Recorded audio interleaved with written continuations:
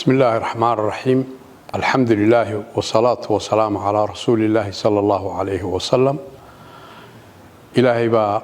سبحانه وتعالى مهدله ساكا وحا أي هيد maalintii labaad madax taabashada tartanka ururada ee gobolada waxaan ahayd maalintii Maroodi Jeex caasimadii Jamhuuriyadda Soomaaliland xarunta ururka ka saaka oo 9kii subaxnimo la tiriyay waxa isugu yimi ilaa 7 ilaa 9kii ku soo qulqulayay taageerayaasha ururka ka oo buux dhaafiyay xarunta iyo deegaanadeeda iyo agagaarkeeda oo dhan dad aan ka yareyn 6000 oo qof baa isugu yimi xaruntaas maaha faan iyo been iyo indhasarcaadis waa wax runa cadceedna sacab laguma qarin karo dadkaasi waa dad hilow iyo xamaasad iyo xilkasnimo ka muuqata bay ahaayeen guddiga ururadu markii ay noo yimaadeen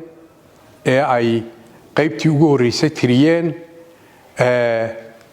waxa weeye in fara badan oo kamid ah oo hoolka iyo gudaha buuxday ayaan la tirin tira ilaa 2700 ah ayay madax kow u tiriyeen waxaanay garwaaqsadeen in dad badani goobta uu joogay waxaanay ka muuqanaysay warbaahinta iyo baraha bulshada maanta wax qarsoomi kara ma jiro dunidu waa xaafad maanta warbaahintana waa u mahadnaqaynaa dhammaan taageerayaashii iyo haldoorkii ururka ka ee saaka goobta isugu yimi intii soo tabantaabisay intii qaban qaabisay intii wacyi gelisay aqoon-yahanadii haweenkii qiimaha lahaa mudanayaal iyo marwooyinba waa u mahadnaqaynaa waxaan leeyahay waad mahadsantihiin waxay ahayd taasi dadaalkiini waxay ahayd bilowgii guusha kun talaabo waxay ka bilaabantaa hal talaabo waa hal ku dhig caana oo weyn oo lagu gaadho guulo waaweyn aad iyo aad baad mahadsantihiin nuxurka